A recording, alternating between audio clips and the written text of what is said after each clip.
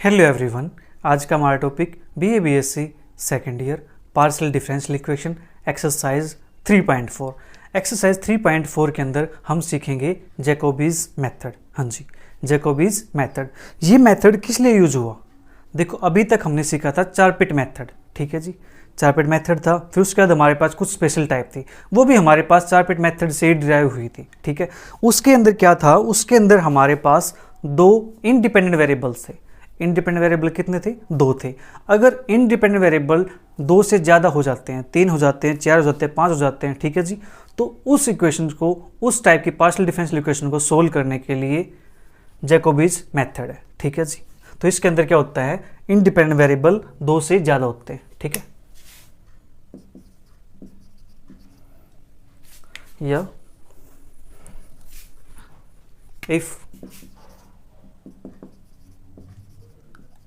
independent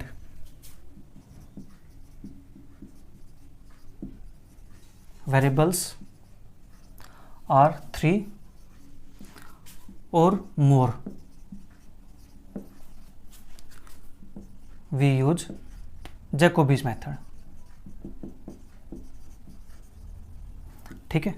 तो यहां से हमारे पास पार्शियल डिफरेंशियल इक्वेशन क्या बन जाएगी? इसकी partial differential equation of 3 independent variables x1, x2, x3 r। तो उसके लिए हमारे पास बन जाएगी ये f of x1, x2, x3, p1, p2, p3 is equal to 0। अब देखो ध्यान से प्यारे बच्चों, इस इक्वेशन के अंदर हमारे पास जो z है डिपेंडेंट वेरिएबल, वो यहाँ पे क्या रहेगा? अब्सेंट रहेगा, ठीक है जी। In this dependent variable z is absent, या कहीं नॉट प्रेजेंट, ठीक है, या इसको अब्सेंट। z अब्सेंट रहेगा, एक्सेप्ट वो सिर्फ किसके अंदर आएगा?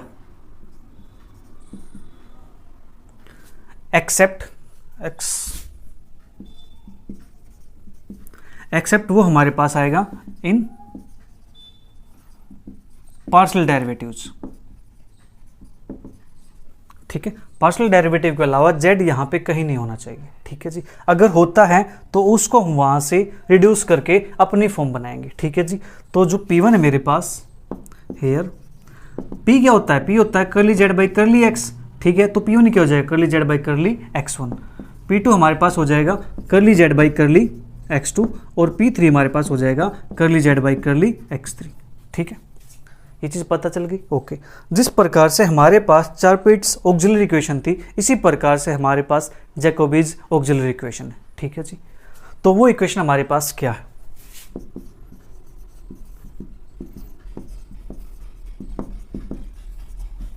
Auxiliary equation. देखो, जिस टाइप से मैंने याद कर रखी है मैं आपको बताता हूँ, ठीक है, ताकि आप भी फिर वैसे ही याद कर सको उसको, ठीक है जी। Okay, dx1, dx2, dx3, dp1, dp2, dp3। यहाँ पे आ जाएगा हमारे पास माइनस के curly f by curly p1, minus के curly f by curly p2, minus के curly f by curly p3, ठीक है जी। और ये बन जाएगा हमारे पास curly f by curly x1, curly f by curly x2, curly f by curly x3, ठीक है। यहाँ पे क्या है? dx1, dx2, dx3, इसके नीचे आएगा नेगेटिव, ठीक है जी। x1 है तो यहाँ पे आ जाएगा p1, x2 है तो p2, x3 है तो p3।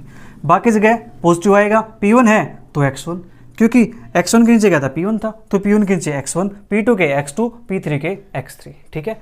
और जो आपकी बुक के अंदर है ये चीज़ें, वो कैसे? dx1 अपॉन में माइनस के curly f by curly p1, फिर है dp1, यहाँ पे आएगा curly f by curly x1, फिर है dx2, इसमें आएगा negative curly f by curly p2, ठीक है जी। dp2 curly f by curly x2 is equal to dx3 minus के curly f by curly p3 is equal to dp3, तो करली f बाई करली x3, ये हमारे पास जैकोबीज ऑक्सिलरी इक्वेशन है। ठीक है जी। अब इस पर बेस्ड क्वेश्चंस को कैसे सोल्व करेंगे उसके लिए एक वर्किंग रूल है। ठीक है, जिस प्रकार से हम चारपेट मेथड के अंदर P1 और P2 की वैल्यू निकालते थे, यानी P और Q की वैल्यू निकालते थे, इसी प्रकार से यहाँ पे हमारे पास 3 है, P1 P2 P3, तो हम यहाँ से तीनों की वैल्यू निकालेंगे। ठीक है जी। देन अपने क्वेश्चंस को सोल्व करेंगे जैसे हम वहाँ पुट करते थे dz के अंदर, dz is equal to P D X plus क्या dy, सेम यहाँ पे हमारे पास होगा, क्या हो जाएगा, dz is equal to P1 dx plus के P2 dy प्लस के P3 dz। ठीक है, इस प्रकार से हमारे पास यहाँ पर भी हो जाएगा। ठीक है जी, इसके अंदर पुट करेंगे और फिर अपने क्वेश्चंस को हम सोल्व कर लेंगे। ठीक है जी। तो अब बात करते हैं इसके वर्किंग रूल की। Working rule, let the given equation with 3 independent variables be f of x1 x2 x3 p1 p2 p3 is equal to 0। ठीक है जी। उसके बाद स्टेप फर्स्ट, इसको हम स्टेप वाइज डिवाइड करेंगे। ठीक है जी, ताकि हमारा जो क्वेश्चन है वो सोल्व करने में हमें कोई प्रॉब्लम ना रहे, हमें स्टेप्स याद रहे। ठीक है जी। तो फर्स्ट स्टेप क्या कहता है, कंसीडर जैकोबीज ऑक्सिलरी इक्वेशन। ठीक है, ये हमारे पास जैकोबीज ऑक्सिलरी इक्वेशन बन जाएगी जो मैंने आपको याद करवा दिया। ठीक है, उसके बाद स्टेप 2 के अंदर हम क्या करेंगे, यहाँ से इसको सोल्व करेंगे। ठीक है जी, इसको सोल्व करेंगे P1 P2 P3 के लिए। ठीक है, तो वहाँ से हमारे पास 2 इक्वेशन बनेगी। ठीक है, P1 P2 बन जाए, P1 P3 बन जाए, P2 P3 बन जाए, P2 P1 इस टाइप से बन जाए हमारे पास। ठीक है, 2 इक्वेशन निकालने, मुझे यहाँ से P1 P2 की निकाल सकते हैं वैल्यू, या P1 P3 की, या P2 P3 की। ठीक है जी, इस टाइप से हम निकाल सकते हैं जिसका हमारे लिए निकाल पाना आसान हो। ठीक है, ओके। उसके बाद क्या करेंगे, जो वैल्यू निकल के आएगी उसको हम क्या करेंगे, जो इक्वेशन बनेगी, ठीक है जी, उसको हम किसी कांस्टेंट a1 के इक्वल रख देंगे। ठीक है जी। इसी टाइप से जो दूसरी बनेगी उसको हम किसी कांस्टेंट a2 के इक्वल रख देंगे, उसको मानेंगे हम f1। ठीक है जी, f1 x1 x2 x3 p1 p2 p3। इसी प्रकार से f2 मानेंगे, जहाँ पे हमारे पास a1 a2 हमारे पास क्या होंगे, आर्बिट्रेरी कांस्टेंट। अब बात करते हैं थर्ड स्टेप की। स्टेप 3 के अंदर हम जो रिलेशन हमारे पास 2 और 3 के अंदर आया है उसको सेटिस्फाई करेंगे, किस कंडीशन की हेल्प से, f1 f2 is equal to summation r is equal to 1 से 3, क्योंकि हमारे पास जो इंडिपेंडेंट वेरिएबल्स थे वो कितने थे, 3 थे, तो हम यहाँ पे r इज इक्वल टू 1 से 3 लेके चलेंगे। ठीक है जी। तो करली f1 बाई करली xr इंटू करली f2 बाई करली pr माइनस से करली f1 बाई करली pr करली f2 बाई करली xr इज इक्वल टू 0। ठीक है जी, इस कंडीशन को हम वेरीफाई करेंगे। अब इसको याद करना आपको थोड़ा सा मुश्किल लग रहा होगा, देखो कैसे इसको हम याद कर सकते हैं। देखो ट्रिक बताता हूँ आपको, करली f1 बाई करली xr, करली f2 बाई करली xr, करली f1 बाई करली pr, करली f2 बाई करली pr। ठीक है जी, ये हमारे पास है। डिटरमिनेंट तो सोल्व करना आपको आता ही है। हाँ जी, डिटरमिनेंट सोल्व करना आता है तो देखो जी, इसके मल्टीप्लाई करो, करली f1 बाई करली xr, ठीक है जी, इंटू करली f2 बाई करली pr, करली f2 बाई करली pr, फिर माइनस, ठीक है, तो करली f1 बाई करली pr, ठीक है जी, इंटू करली f2 बाई करली xr। ठीक है, आप इस टाइप से इसको याद रख सकते हो, आपको कोई प्रॉब्लम नहीं आएगी याद रखने में। ठीक है जी, तो क्या करना है इसको, डिटरमिनेंट करली f1 बाई करली xr, करली f2 बाई करली xr, फिर करली f1 बाई करली pr, करली f2 बाई करली pr। मतलब क्या है, ऊपर xr चाहिए, नीचे pr चाहिए। ठीक है, इतनी चीज़ आप याद रख सकते हो। ठीक है जी, इस रिलेशन को आप नहीं भूल पाओगे, याद रहेगा आपको हमेशा। ठीक है, ओके। रिलेशन वेरीफाई कर दिया हमने, उसके बाद क्या कहता है स्टेप 4 के अंदर, इफ इक्वेशन 4 इज सेटिस्फाई, अगर इक्वेशन 4 सेटिस्फाई हो जाती है मतलब इक्वल टू 0 आ जाता है, उसके बाद हम क्या करेंगे, इक्वेशन 1 को 2 को 3 को सोल्व करेंगे P1 P2 P3 के लिए। P1 P2 P3 की वैल्यू फाइंड करेंगे in terms of x1 x2 x3।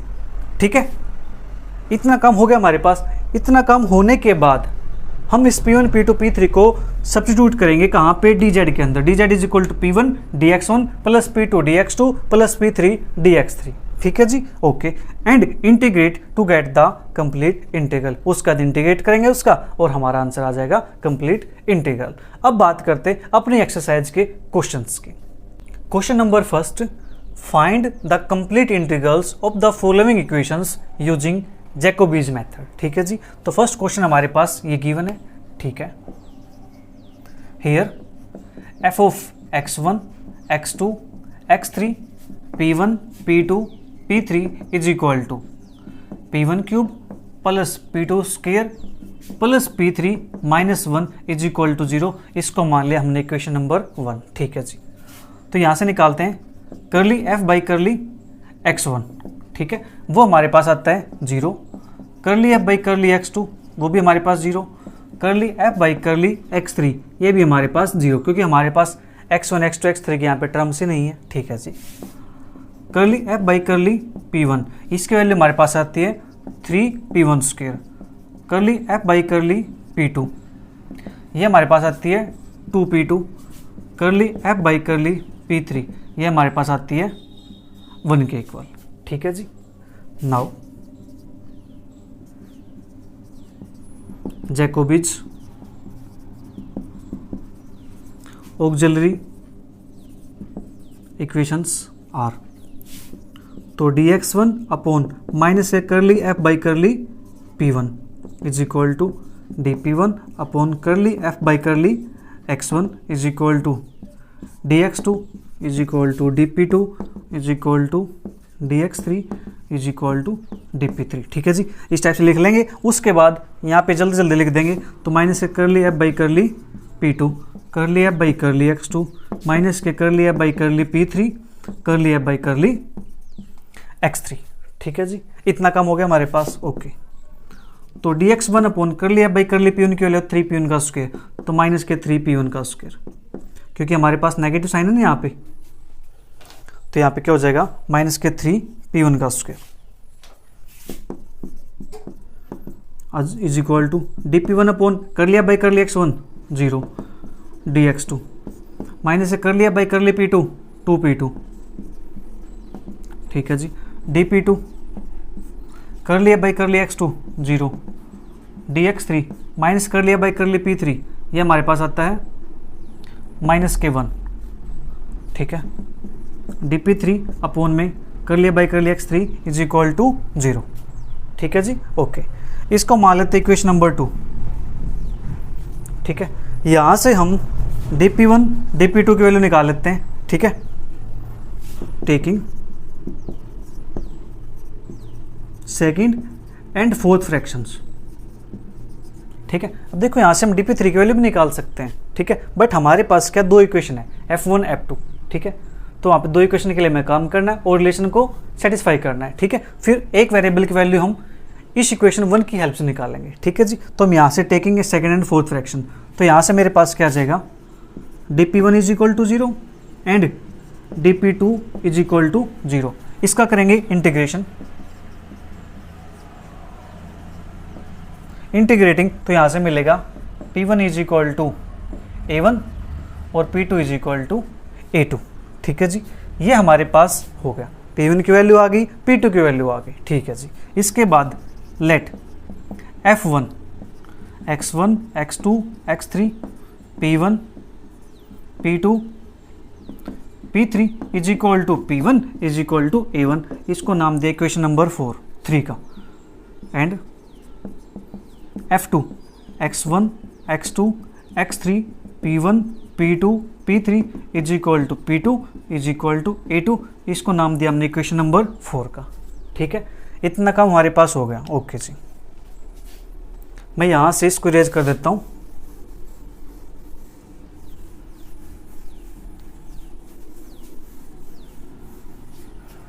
यहाँ तक हो गया। Now f1 f2 is equal to summation r is equal to 1 2 3। तो यहाँ पे करली f1 बाई करली xr, करली f2 बाई करली pr माइनस के करली f1 बाई करली pr इंटू करली f2 बाई करली xr। ठीक है, ये हमारे पास बन जाएगा। देख लो, f1 के नीचे xr, f2 के नीचे pr, फिर f1 के नीचे pr, f2 के नीचे xr। आप इस टाइप से भी याद रख सकते हो इसको। ठीक है, अब समेशन है तो r की वैल्यू यहाँ पे पुट कर दो। r की वैल्यू 1 पुट करो पहले, फिर 2 पुट करो, फिर 3 पुट करो। ठीक है जी, तो ऐसा करने के बाद हमारे पास यहाँ से क्या मिलने वाला है उस चीज़ को मैं यहाँ लिख देता हूँ, क्योंकि बहुत बड़ी स्टेट में जाने वाली है। ठीक है जी, तो यहाँ से मिलेगा मुझे, जब r की वैल्यू 1 डालता हूँ यहाँ पे, तो हमारे पास बन जाएगा करली f1 बाई करली x1, करली f2 by curly p1 minus से करली f1 by curly p1 into करली F2 बाई करली X1, ठीक है जी, प्लस अब यहाँ पे X1 की जगह पे X2 हो जाएगा, P1 की जगह P2 हो जाएगा, करली F1 बाई में करली X2 इंटू करली F2 बाई में करली P2 माइनस के करली F1 बाई में करली P2 इंटू करली F2 बाई में करली X2 प्लस अब यहाँ पे X3 हो जाएगा, करली F बाई करली X3, करली F बाई करली P3 माइनस के करली F बाई करली P3, करली F बाई करली X3, ठीक है जी। ये वैल्यूज़ हम कहाँ से निकालेंगे? इक्वेशन 3 और 4 की हेल्प से, ठीक है जी। तो यहाँ से हमारे पास करली F1 बाई करली X1 की टर्म यहाँ पे नहीं है, ठीक है जी, तो इसका डेरिवेटिव हमारे पास क्या हो जाएगा? उसकी वैल्यू हो जाएगी 0 के इक्वल, ठीक है जी। ये हो जाएगा 0 इंटू करली F2 by curly P1, F2 का डेरिवेटिव P1 के रिस्पेक्ट में, ठीक है जी, F2 के अंदर P1 तो है ही नहीं, तो ये बन जाएगा 0, ठीक है, माइनस F1 का डेरिवेटिव P1 के रिस्पेक्ट में, ठीक है जी, P1 के रिस्पेक्ट में करेंगे यहाँ से तो हमारे पास बनेगा 1, ठीक है, 1, F2 का डेरिवेटिव X1 के रिस्पेक्ट में, X1 तो यहाँ पे है ही नहीं तो 0, ठीक है, प्लस F1 का X2 में 0, F2 का P2 में 1 माइनस के F1 का P2 में 0, F2 का X2 में 0, ठीक है जी, प्लस F का X3 में 0, यहाँ पे F1 F2 F1 F2, ठीक है, तो F2 का P3 में 0 माइनस के F1 का P3 में 0, F2 का X3 में 0, तो यहाँ से हमारे पास क्या आ गया? 0, ठीक है जी, 0 0 0 सब कुछ 0 आ गया, ठीक है। तो यहाँ से हमारे पास इसको मान लेता हूँ मैं इक्वेशन नंबर 4, ठीक है, हमने इसको ओपन किया तो हमारे पास ये होगी इक्वेशन नंबर 4, ठीक है जी। हैंस या देयरफॉर इक्वेशन 4 इज वेरीफाइड या सेटिस्फाइड,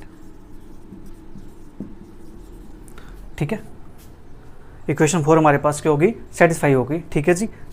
इक्वेशन 4 नहीं, क्योंकि इक्वेशन 3 4 तो हम ये ले चुके हैं, तो ये हमारे पास इक्वेशन नंबर 5 हो जाएगी।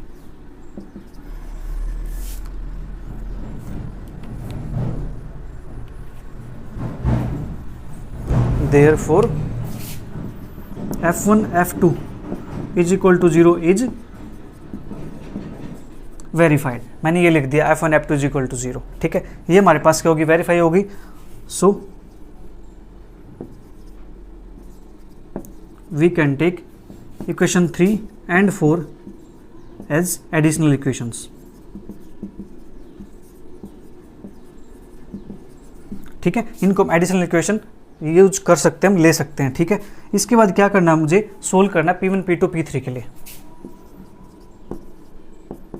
Now solving for P1 P2 P3 in terms of X1 X2 X3 using equation 1 3 and 4, ठीक है। इन इक्वेशन का यूज करके हम P1 P2 P3 की वैल्यूज़ को फाइंड आउट करेंगे यहाँ से, ठीक है। तो जल्दी से इसको नोट करो एक बार। क्वेश्चन थोड़ा सा बड़ा है बट आसान है।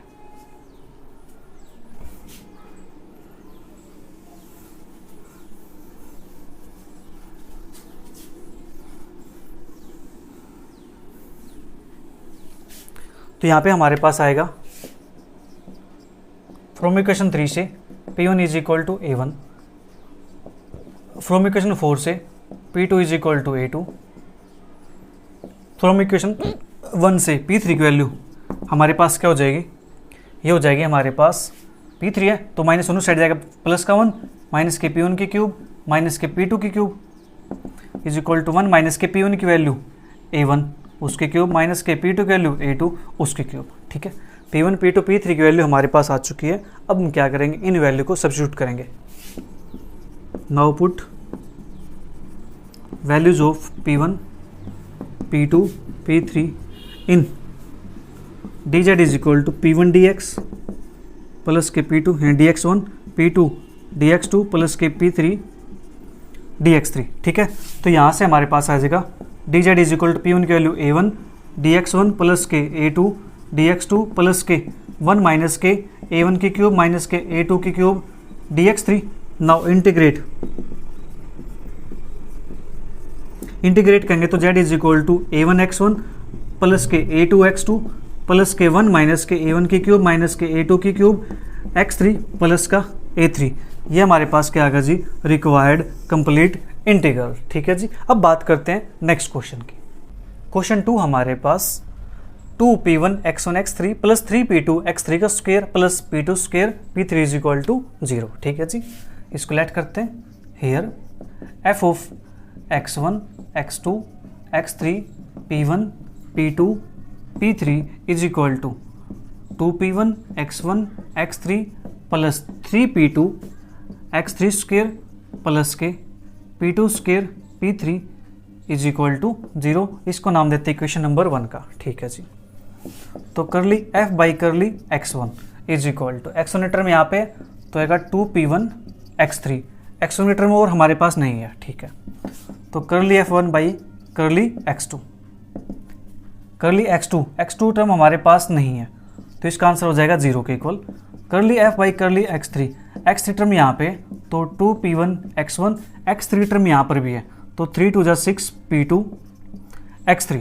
ठीक है, ये हमारे पास हो गया। फिर करली f बाई करली p1 तो यहाँ से हमारे पास आएगा 2x1 x3 करली f बाई करली p2 is equal to 3 x3 का स्क्वायर। ठीक है जी, प्लस 2p2 p3।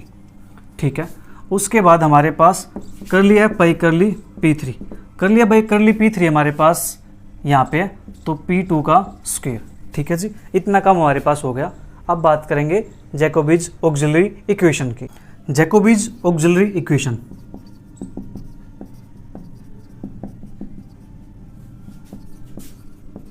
तो हमारे पास वो क्या बन जाएगी, dx1 is equal to dp1 is equal to dx2 is equal to dp2 is equal to dx3 is equal to dp3। ठीक है, पहले ये लिख लेंगे, हमारे लिए फिर आसान हो जाएगा। तो यहाँ पे आएगा माइनस ए करली f बाई करली p1। ठीक है, करली f by curly x1 minus ए करली f बाई करली p2 करली f बाई करली x2 माइनस ए करली f बाई करली p3 करली f बाई करली x3। ठीक है जी, ये हमारे पास हो गया। ओके, तो dx upon curly f by curly p1, करली f बाई करली p1 की वैल्यू 2x1 x3 तो माइनस के 2x1 x3 is equal to dp1 upon curly f by curly x1 तो ये बनेगा हमारे पास 2p1 x3। ठीक है, इज इक्वल टू dx2 करली f बाई करली p2, करली f बाई करली p2 की वैल्यू हमारे पास ये तो माइनस के 3x का 3 का स्क्वायर प्लस के 2p2 p3। ठीक है जी, और dx3 अपॉन हमने क्या किया dx1 dp1। ठीक है, dx2 यहाँ पे dp2 आएगा, dp2 हमारे पास कर लिया बाई कर लिया x2 तो कर लिया बाई कर लिया x2 की वैल्यू है 0 के equal.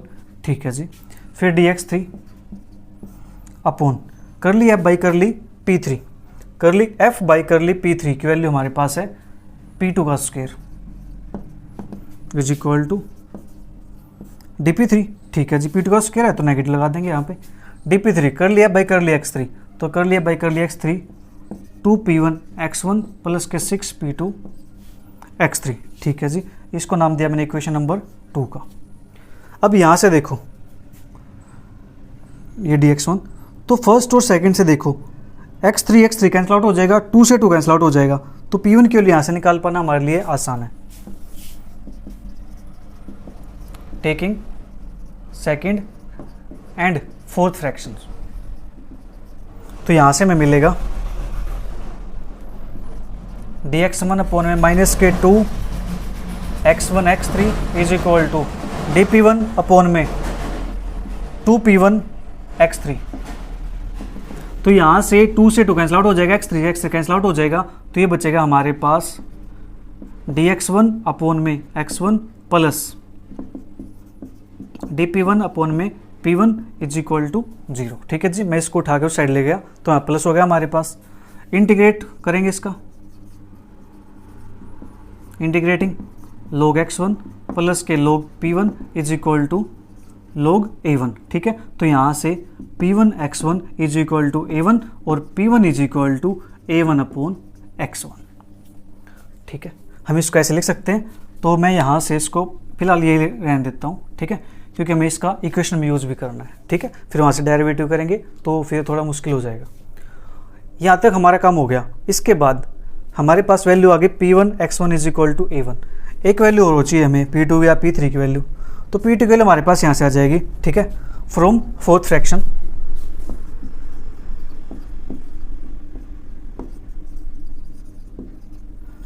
dP2 is equal to 0, integration करेंगे यहाँ से तो P2 is equal to A2, ठीक है जी। इतना काम हमारे पास हो गया, इसको जल्दी से नोट कर लीजिए।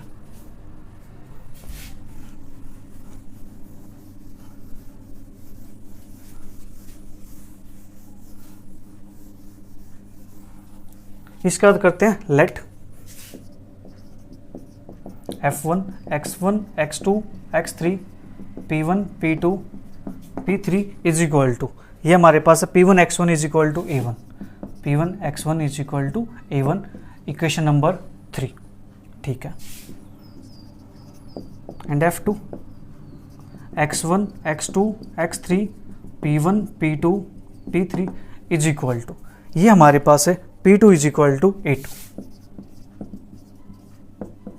इक्वेशन 4। नाउ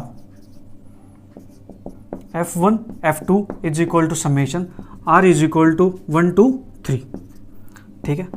करली F1 बाई में करली XR, करली F2 बाई में करली PR, माइनस के करली F1 बाई में करली PR इंटू करली F2 बाई में करली XR, ये हमारे पास आ गया, हाँ जी। इसके बाद इसको ओपन करेंगे तो ये हमारे पास बन जाएगा करली F1 बाई में करली X1, करली F2 बाई में करली P1, माइनस से करली F1 बाई में करली P1, करली F2 बाई में करली X1, प्लस अब R के लिए 2 पुट करेंगे तो करली F1 बाई में करली X2, करली F2 बाई में करली P2, माइनस से करली F1 बाई में करली P2 इंटू करली F2 बाई में करली X2, प्लस अब थर्ड टर्म पुट करेंगे करली F1 बाई में करली X3, करली F2 बाई में करली P3, माइनस से करली F1 बाई में करली P3 इंटू करली F2 बाई में करली X3, ठीक है जी, इज इक्वल टू, अब पुट करेंगे यहाँ पे वैल्यूज़, तो करली F1 बाई में करली X1, तो हमारे पास ये आ गया यहाँ पे, ठीक है जी। इक्वेशन 3 और 4 हमारे पास यहाँ पे हो चुकी है, तो मैं इसको यहाँ से इरेज कर देता हूँ।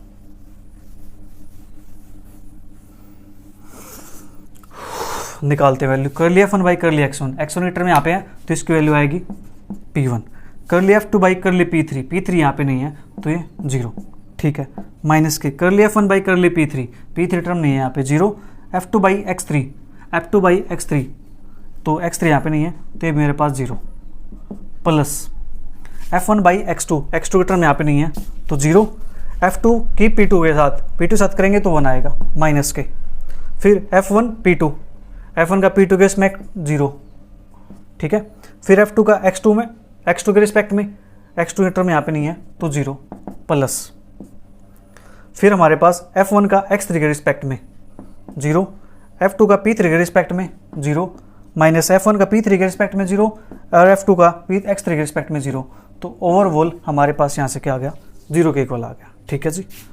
Hence F1 F2 is equal to 0 is verified, ठीक है जी, ये हमारे पास क्या होगी, वेरीफाइड होगी, ठीक है जी। Therefore equation 3 and 4 may be taken as an additional equations, ठीक है, तो इनको हम एडिशनल इक्वेशन चूज कर सकते हैं। इसके बाद हमें क्या करना है, सोल्व करना है। Solving for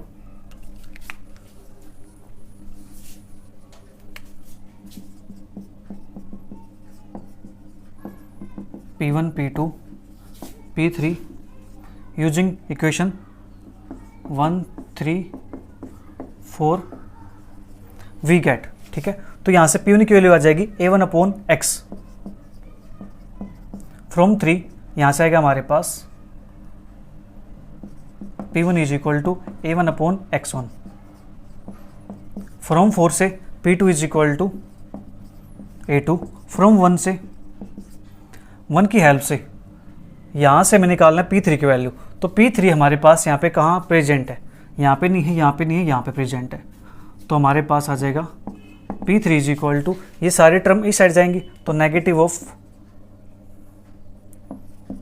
2P1 x1 x3, ठीक है, प्लस 3P2 x3 का स्क्वायर 1 अपॉन यहाँ पे क्या आएगा P2 का स्क्वायर, ठीक है जी, ये हमारे पास आ जाएगा। ओके, तो इसको लिखेंगे माइनस के 1 अपॉन P2 की वैल्यू है A2, तो A2 का स्क्वायर 2P1 P1 की वैल्यू A1 बाई x1, तो x1 से x1 कट जाएगा तो 2x1 2A1 x3 plus 3P2 P2 की वैल्यू A2, तो 3A2 x3 का स्क्वायर, ठीक है। इतना काम हमारे पास हो गया।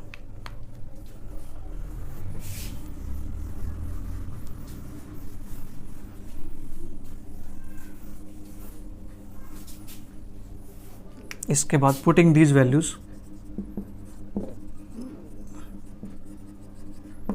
इन dz is equal to P1 dx1 plus के P2 dx2 प्लस के P3 dx3, यहाँ पे पुट कर देंगे तो हमें मिलता है यहाँ से dz is equal to P1 की वैल्यू है A1 upon x1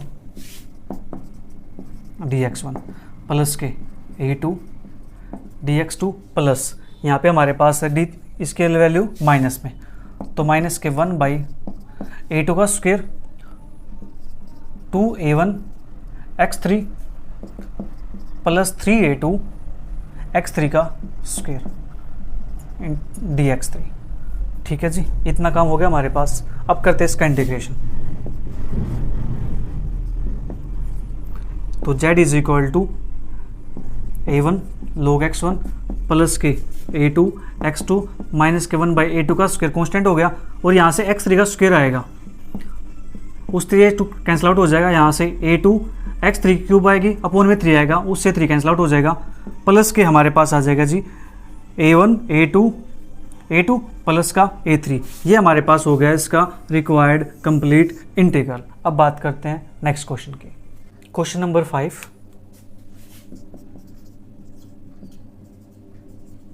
the given equation is P1 square plus P2 P3 minus Z time P2 plus P3 is equal to 0, equation 1। अब देखो प्यारे बच्चों, इस इक्वेशन के अंदर हमारे पास Z आ गया, जबकि जो हम सोल्व करते हैं उसके अंदर क्या था, इंडिपेंडेंट ऑफ Z है, ठीक है जी। तो ये हमारे पास स्टैंडर्ड फॉर्म के अंदर नहीं है, ठीक है। तो इक्वेशन 1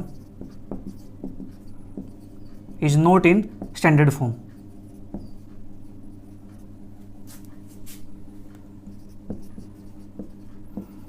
because it contain, ये क्या करते हैं, it contains dependent variable z,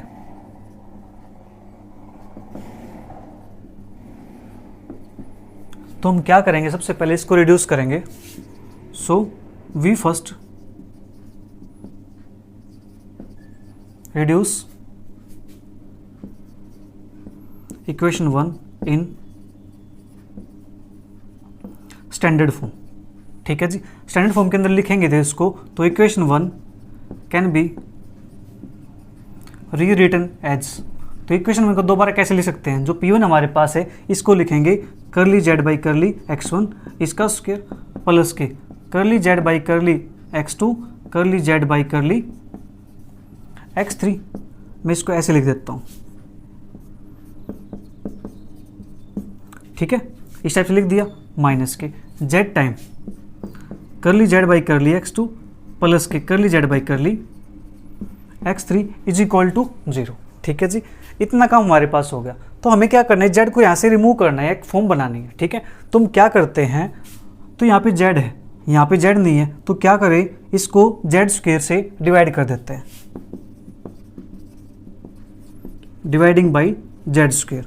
तो हमें यहाँ से क्या मिलेगा, करली z बाई करली x1 और 1 बाई z इसका स्क्वायर, कि जो z स्क्वायर आएगा वो इसके अंदर जाएगा, इसके अंदर क्या स्क्वायर है ये, तो 1 बाई z इसका होल स्क्वायर प्लस के एक z यहाँ पे आ जाएगा, करली z बाई करली x2 1 बाई z, फिर एक z यहाँ पे आ जाएगा 1 बाई z करली z बाई करली x3 माइनस के z स्क्वायर से डिवाइड करेंगे तो 1 बाई z बनेगा, 1 बाई z अंदर जाएगा तो ये बनेगा करली z बाई करली x2 1 बाई जेड माइनस के 1 by Z curly Z by करली x3 इज इक्वल टू 0। अब देखो ध्यान से, हमारे पास 1 by Z 1 by Z 1 by Z 1 by Z 1 by Z सभी के पास 1 बाई जेड आ गया, ठीक है।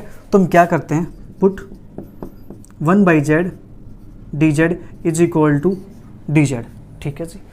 इस स्मॉल को मैंने पुट कर दिया कैपिटल जेड, ठीक है जी। तो यहाँ से इसका इंटीग्रेशन करेंगे सो दैट 1 बाई जेड का इंटीग्रेशन हमारे पास क्या आएगा जी, log जेड, ठीक है जी। log Z is equal to इसका आ जाएगा हमारे पास जेड, राइट। यहाँ पे हम डेरिवेटिव नहीं करेंगे, यहाँ पे हम इंटीग्रेशन करेंगे, इस बात का आप ध्यान रखेंगे, ठीक है जी। 1 by Z D Z is equal to D Z, इसका इंटीग्रेशन करेंगे तो हमारे पास ये आ जाएगा, ठीक है। तो हमारे पास जो ये इक्वेशन है, ये इक्वेशन हमारे पास क्या बन जाएगी, तो therefore 1 by Z D Z इसकी जगह पे आएगा डी जेड, तो डी जेड अपॉन में करली x1 इसका स्क्वायर प्लस के, इसको मैं लिख दूं, ठीक है, डी जेड अपॉन में करली x2 डी जेड या करली जेड लिख दो, ठीक है, अपॉन में करली x3 माइनस के, यहाँ पे बनेगा हमारे पास डी जेड अपॉन में करली x2 माइनस के डी जेड अपॉन में करली x3 इज इक्वल टू 0, ठीक है जी। ये हमारे पास हो गया। इसको मैं यहाँ पे करली जेड लिख देता हूँ, ठीक है, ये करली रहेगा हमारे पास, ये ठीक रहेगा।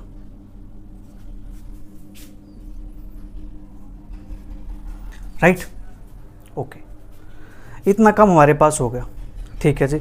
अब क्या करेंगे, करली जेड बाई करली x1 को p1 मान लेंगे, करली जेड बाई करली x2 को p2 और इसको p3। तो हेयर या लेट कर लेता हूं मैं, लेट करली Z by curly x1 is equal to p1, करली जेड बाई करली x2 is equal to p2। अब हमने क्या कर लिया, इसको कैपिटल लेट कर लिया, ठीक है जी, p3, ठीक है। तो देयरफॉर जो इक्वेशन हमारे पास ये क्या बन जाएगी, अब तो ये आपने नोट कर लिया होगा, नहीं किया जल्दी से नोट कीजिए।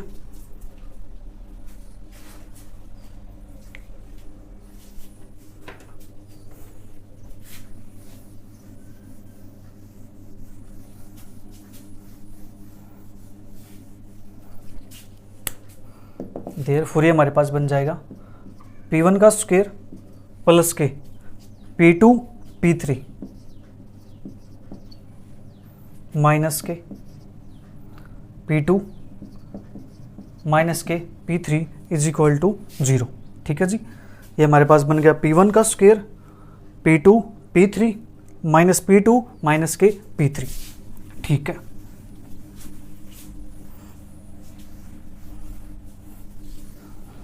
तो अब करेंगे यहाँ पे बात, अब here f of x1 x2 x3 p1 p2 p3 is equal to p1 का स्क्वायर प्लस के p2 p3 माइनस के p2 माइनस के p3 इज इक्वल टू 0।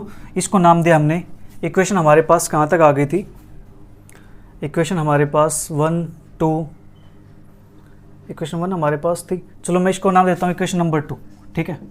आप देख लेना इक्वेशन कौन सी थी ये, ठीक है, 2 या 3 जो भी होगा देख लेना आप। तो ये हमारे पास हो गया इतना, ओके जी। यहाँ से करली f बाई करली x1, इसकी वैल्यू क्या आएगी, x1 x2 टर्म तो यहाँ पे है ही नहीं, तो ये 0 हो जाएगा। करली f बाई करली x2 ये भी 0 हो जाएगा, करली f बाई करली x3 ये भी 0 हो जाएगा, ठीक है जी। करली f बाई करली p1 ये हमारे पास बनेगा 2p1, p1 हमारे पास और कोई नहीं है। करली f बाई करली p2 ये हमारे पास बनेगा p3 माइनस के 1, करली f बाई करली p3 ये हमारे पास बनेगा p2 माइनस के 1। एक पॉइंट और रह गया जो हमने पुट किया था, 1 by Z curly Z is equal to curly Z, तो यहाँ से हमारे पास आया था log Z is equal to Z, ठीक है। तो ये ज़रूरी पॉइंट है क्योंकि लास्ट में इसको रिप्लेस करना है। तो ये हमारे पास, मैं इसको साइड में लिख देता हूँ, log Z is equal to capital Z, ठीक है जी। हमारा जो काम चलेगा वो कैपिटल जेड में चलेगा, ठीक है। लास्ट में हम जेड को रिप्लेस कर देंगे log जेड से, हमारा फाइनल आंसर जब आएगा, ठीक है। इतना काम हमारे पास हो गया। Now Jacobi's auxiliary equations are dx1 dp1 dx2 dp2 dx3 dp3। तो dx1 माइनस कर लिया बाई कर ली p1, कर लिया बाई कर ली x1, माइनस से कर लिया बाई कर ली p2, कर लिया बाई कर ली x2, माइनस से कर लिया बाई कर ली p3, कर लिया बाई कर ली x3। तो dx1 अपॉन कर लिया बाई कर ली p1, कर लिया बाई कर ली p1 इक्वल टू p1, तो माइनस के 2p1 dp1। p1 की बात है तो p1 कैपिटल चाहिए मैं यहाँ से, तो p1 p3 हमारे पास क्या कैपिटल है, ठीक है। तो ये भी कैपिटल हमारे पास, ये भी कैपिटल और ये भी हमारे पास कैपिटल, ठीक है जी। ओके, p1 p2 p3, ठीक है। तो माइनस के 2p1 और dp1 अपॉन में कर लिया बाई कर लिया x1 0 is equal to dx2 upon कर लिया बाई कर ली p2, कर लिया बाई कर ली p2 कर ली p3 minus 1 is equal to dp2 कर लिया बाई कर ली x2, माइनस का था तो माइनस का बाहर भी रहेगा, कर लिया बाई कर ली x2 इसका value 0 is equal to dx3 minus का कर लिया बाई कर ली p3 इसका वैल्यू p2 माइनस के 1, फिर dp3 अपॉन में 0, ठीक है। ये हमारे पास हो गया, इसको नाम देता हूँ मैं इक्वेशन नंबर 3 का। तो यहाँ से हम सोल्व कर सकते हैं, p1 वैल्यू निकल जाएगी यहाँ से, p2 वैल्यू निकल जाएगी यहाँ से, ठीक है जी। हम ये वैल्यू निकाल लेते हैं from 1 2 second and 3 4 fourth fraction. तो हमें मिलेगा यहाँ से dp1 is equal to 0 and dp2 is equal to 0, integrating p1 is equal to a1 और p2 is equal to a2, ठीक है जी। इतना काम हमारे पास हो गया। ओके, जल्दी से नोट करो, इसके बाद लेट करेंगे क्वेश्चंस को।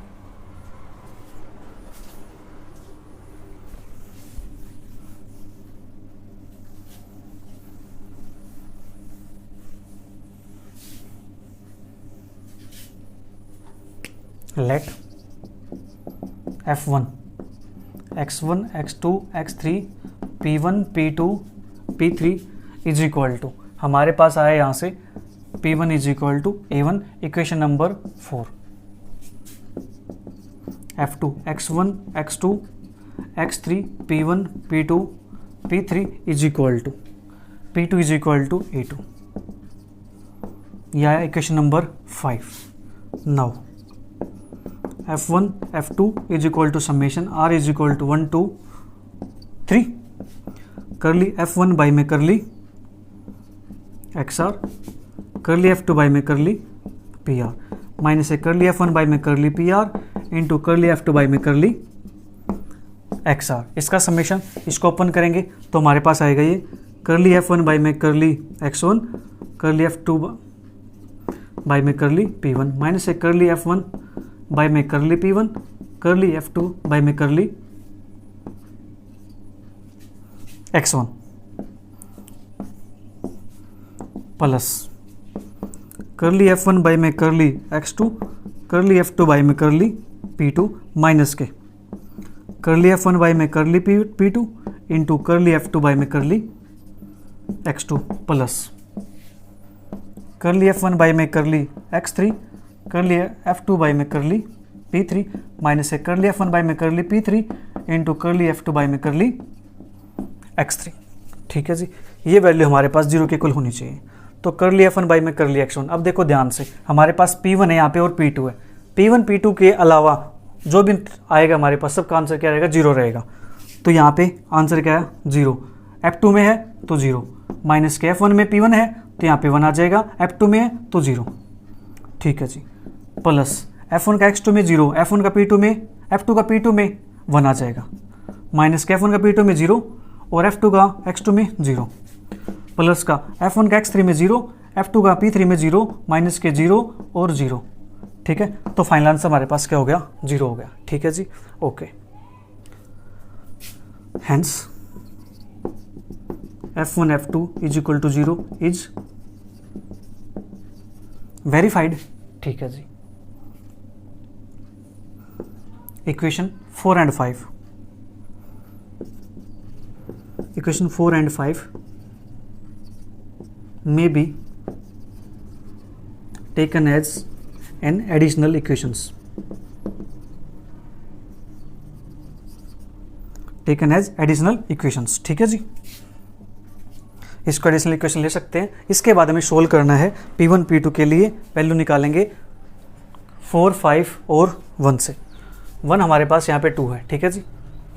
इतना काम हो गया, ठीक है, जल्दी से नोट करो।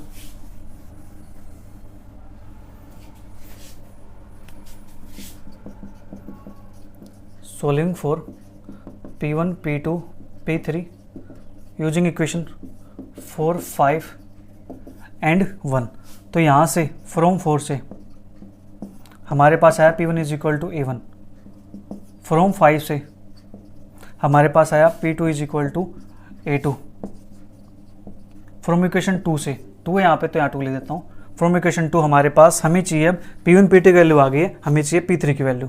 तो P3 की वैल्यू हमारे पास P3 यहाँ पर प्रेजेंट है, ठीक है जी। तो मैं क्या करता हूँ, P1 का स्क्वायर माइनस P2, इसको भेज देता हूँ दूसरी साइड। तो हमारे पास आ जाएगा ये P2 माइनस के P1 का स्क्वायर, यहाँ पे रहेगा P3, ठीक है। तो यहाँ से P3 को बनाएगा P2 माइनस के 1 बनेगा, तो अपन में आ जाएगा P2 माइनस का 1, ठीक है। इतना काम हो गया हमारे पास, हाँ जी। हमें चाहिए P3 की वैल्यू, ओके। तो P1 का square plus P2 P3 minus P2 minus के P3, तो P2 उस साइड भेज दिया प्लस का हो गया, P1 का स्क्वायर माइनस का हो गया, ठीक है। यहाँ से P3 को बनाएगा तो P2 माइनस के 1, तो P2 माइनस 1 से डिवाइड कर देंगे इसको, ठीक है। और ये हमारे पास बन जाएगा P3 is equal to P2 की वैल्यू है A2 माइनस के A1 का स्क्वायर और A2 माइनस के 1, ठीक है जी। इतना काम हो गया हमारे पास।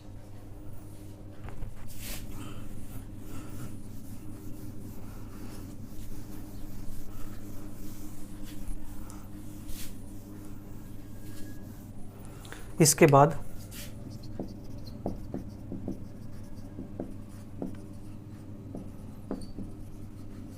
Substituting these values in dz is equal to, capital लेंगे यहाँ पे, ध्यान रखना, ठीक है जी।